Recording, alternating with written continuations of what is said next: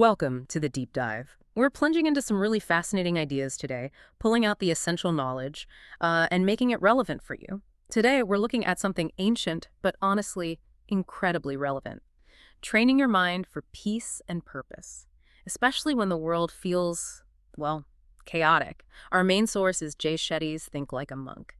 And our mission, really, is to grab that timeless wisdom, maybe some surprising facts, too, from how monks think. The idea is to give you kind of shortcut, to navigate modern life without getting totally overwhelmed, finding that inner calm. We want you to have those aha moments. Yeah, and it's quite remarkable, isn't it, how these principles developed thousands of years ago are now often backed up by modern science. So we're offering a way to get well informed about inner peace pretty quickly. Not just theory, but actual practical things you can apply. Okay, so the big question first. Why monks? Why look to them now in our super busy lives? Well, the book puts it simply. Want to be great at basketball? Study Michael Jordan. Innovation? Elon Musk. So, for training your mind for peace, calm, purpose, monks are the experts. They really are masters of the mental game. And it's not just philosophy, like you said. Science is catching up. There was a fascinating study, I think 2002, University of Wisconsin-Madison. They studied a Tibetan monk, Yongey Mingyur Rinpoche, who'd logged something like 62,000 hours of meditation. Wow. Yeah. And they found measurable changes in his brain activity. Higher gamma waves linked to attention, memory, learning. It validates these long-held ideas about meditation, mindfulness, even gratitude. But, I can hear people thinking, sure, easy for monks tucked away somewhere quiet, Mhm. away from rush hour and deadline. Right. That's a common thought. But what's really interesting is monks aren't born monks. Shetty talks about this. Think of Mathieu Ricard, the French biologist turned monk, or Andy Puddicombe, founder of Headspace. He trained in circus arts. People came from finance, rock bands. So it's not about escaping the world, No, necessarily. exactly. It's about transforming yourself. Becoming a monk is more like a mindset, something anyone can actually adopt. Okay, so if it's a mindset, where do you even start? What's the first practical step?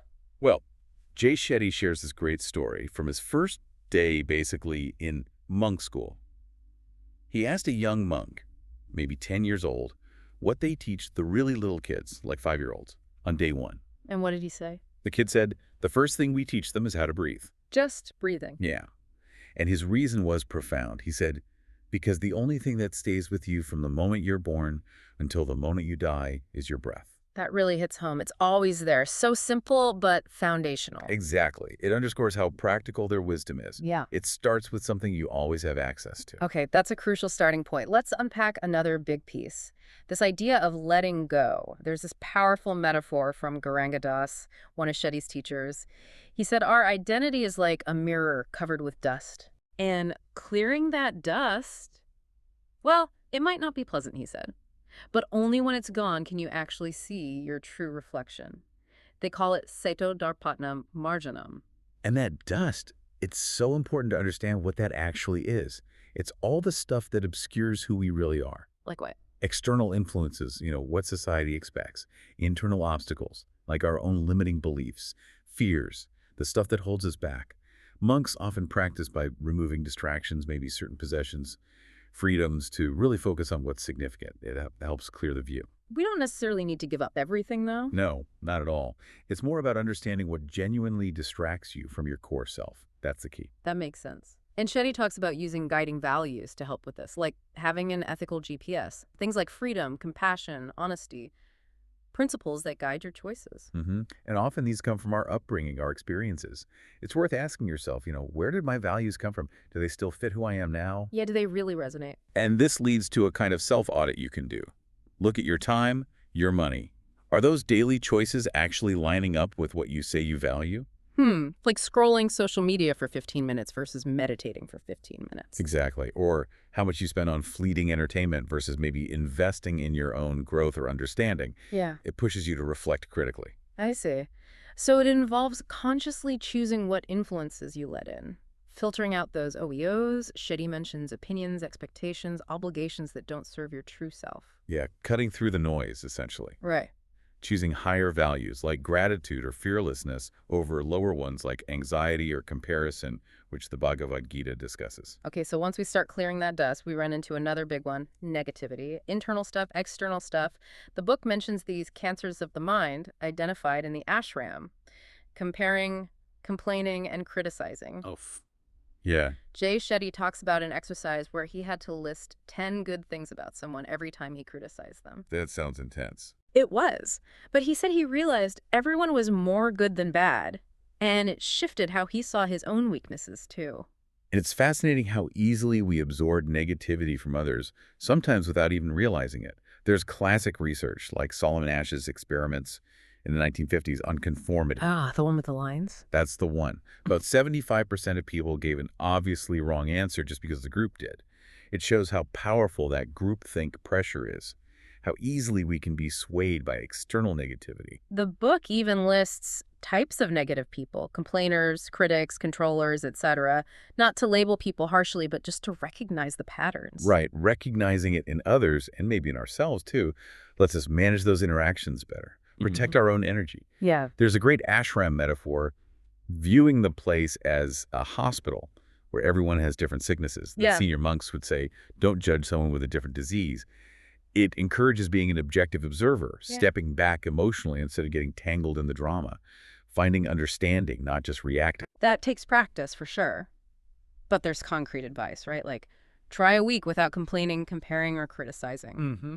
Track how you do. And being specific with emotions, not just I'm angry, but maybe I feel annoyed or I'm frustrated. It gives you more control. Yeah, that precision helps. And ancient texts basically say real freedom comes when you don't even feel the need to voice those negative things. Wow, that's a high bar. It is, but it Wow. connects to something really positive.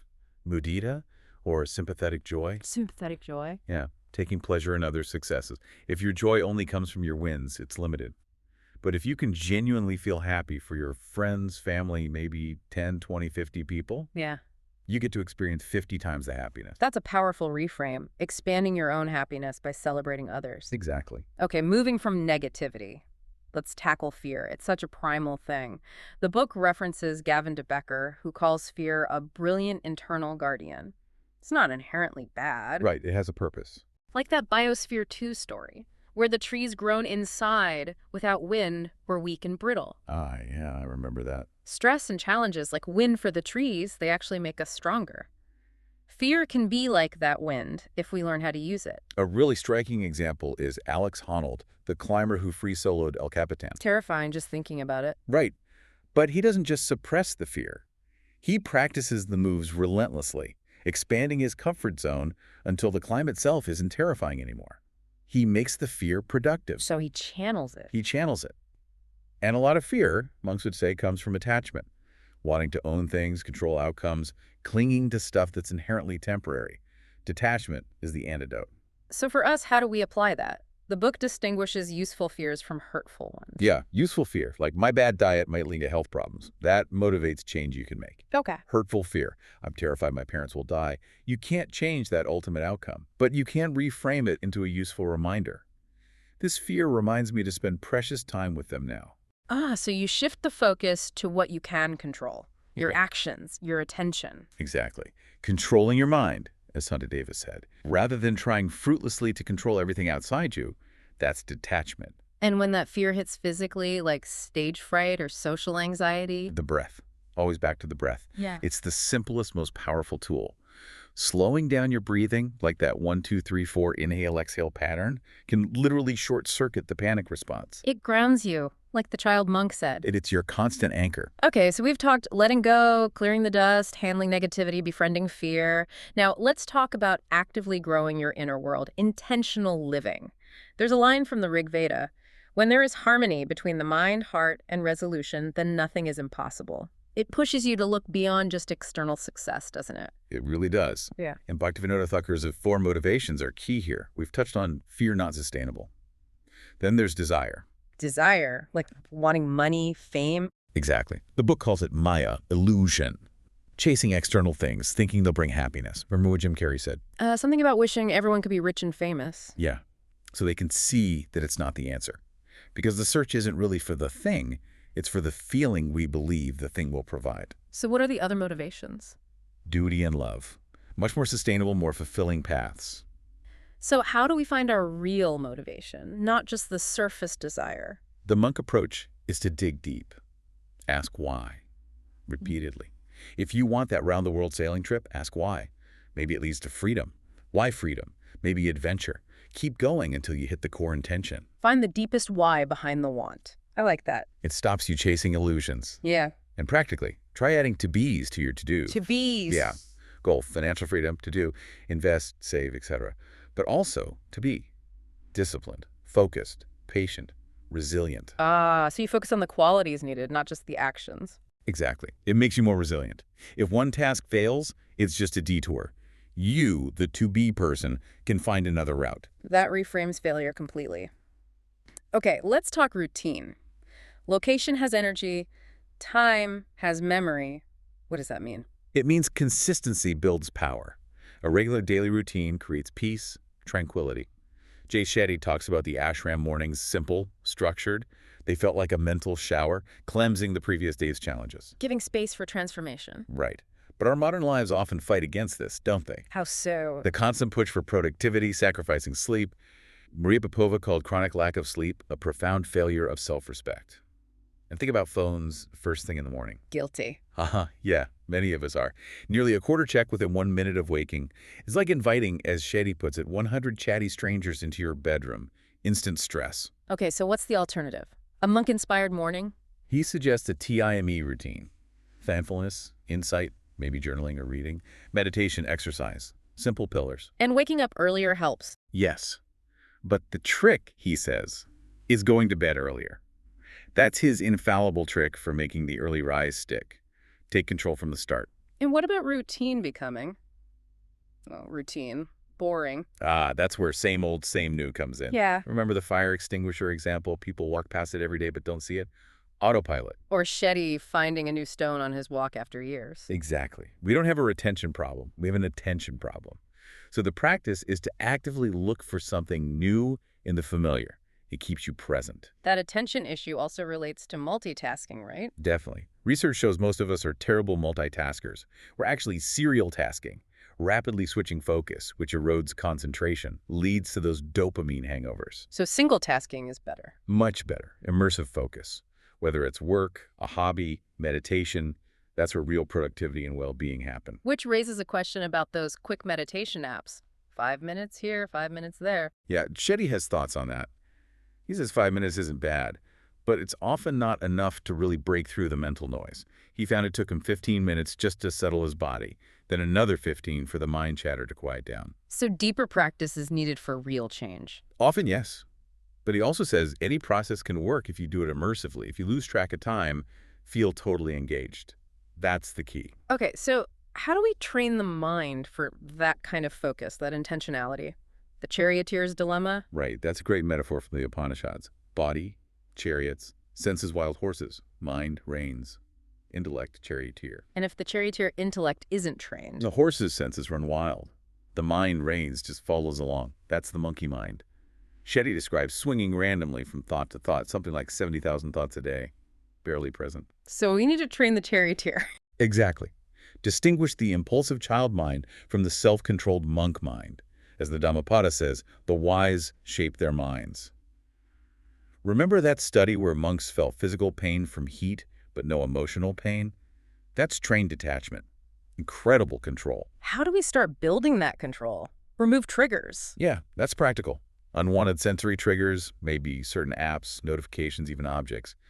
And mental triggers the thought patterns that send you down a rabbit hole. We miss so much on autopilot, don't we? Like that violinist in the subway experiment, Joshua Bell. Oh, right.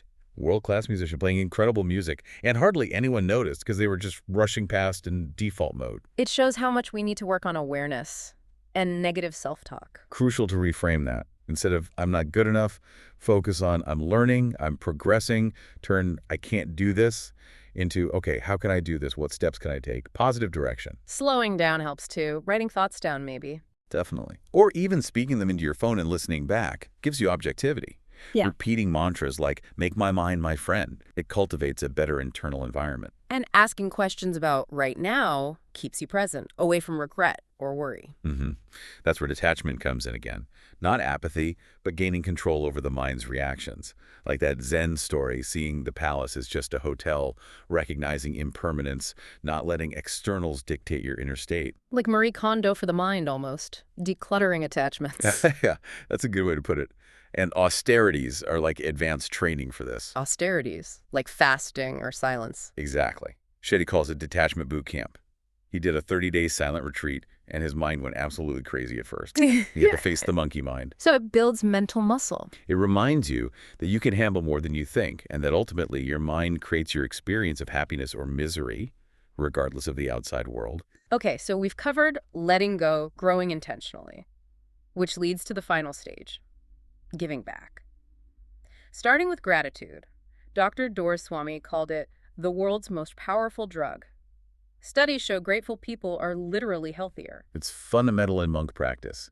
Gratitude for everything, even small things. Mm. The Sutta Pitaka talks about being grateful even for a small favor received long ago. There was an interesting ashram exercise mentioned, writing about something you didn't deserve. Yes, most people initially wrote about bad luck or misfortune, but the real point was the opposite. Recognizing the good things that came through luck or kindness, not just our own efforts. Like being born into a loving family. Exactly. Shetty realized how much he'd been given just by circumstance. It shifts your perspective dramatically, from entitlement to appreciation, seeing the blessings. How can we practice that daily? Meal gratitude. That's a great simple one, just pausing before eating, or even anticipating gratitude for difficult things. Boss gives tough feedback. Pause. Find something to be grateful for the chance to learn, maybe. It reframes challenges. Finding perspective. And kindness fuels gratitude. They feed each other. Kindness teaches gratitude. There's research showing kindness is contagious, spreading through networks. So our daily interactions, the quality is up to us. Largely, yes. Yeah. Based on the kindness we offer and the gratitude we cultivate. Now, relationships. People might think monks are solitary, but Shetty says his relationships actually improved. Right. He uses the redwood tree analogy. Shallow roots alone, but incredibly strong when interwoven in a grove. Community is vital. And the circle of love. Oh, yeah, his teacher's idea. Love given out always returns, but maybe not from the same person. His example was his mother's constant giving. It makes you ask, who's giving to me unconditionally? Builds that network of compassion. And building trust. The 4 types. Competence, care, character, consistency. It helps set realistic expectations. We can't expect everyone to be perfect in all areas. Nobody is competent in all things. Assess what people genuinely offer. That's wise. It avoids disappointment. And it comes back to intention, asking yourself, what's my genuine intention here? And importantly, what can I offer first? It shifts relationships from transactional to truly connective. For monks, celibacy frees up energy. For us, it's about recognizing different levels of connection beyond just attraction. Exactly. Physical, intellectual, emotional, social, spiritual. Deeper connections often indicate more lasting bonds. And it's quality over quantity in relationships too, right? Like that study on mothers and kids. Yes, it's not just hours logged. It's the presence and attention. Being fully engaged. That's how monks show love. Full attention. So finding real love. The Harvard Grant study found it was the biggest predictor of life quality. Incredible finding, wasn't it? Decades of research pointing to love. But as Thich Nhat Hanh said, you need self-love first.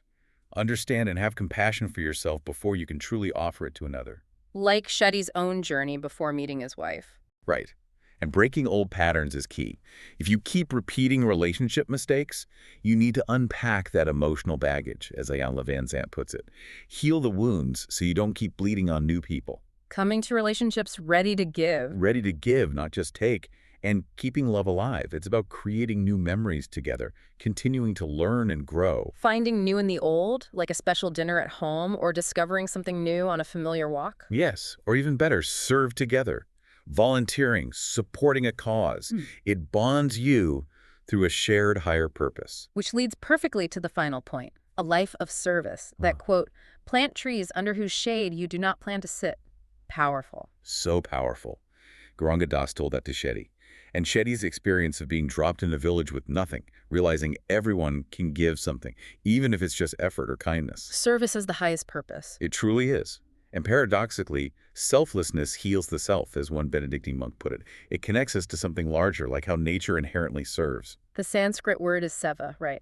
Selfless service. And it's fascinating. The studies show people with less money often give proportionally more. Compassion isn't tied to wealth.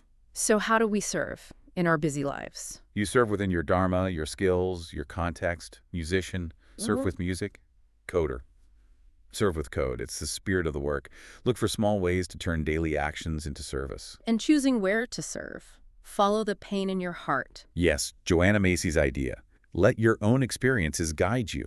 If you struggled as a teen, maybe a teen hotline calls to you. If education was hard to access, maybe a scholarship fund.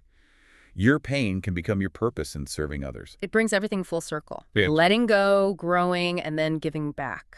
Exactly. And these aren't achievements you tick off a list.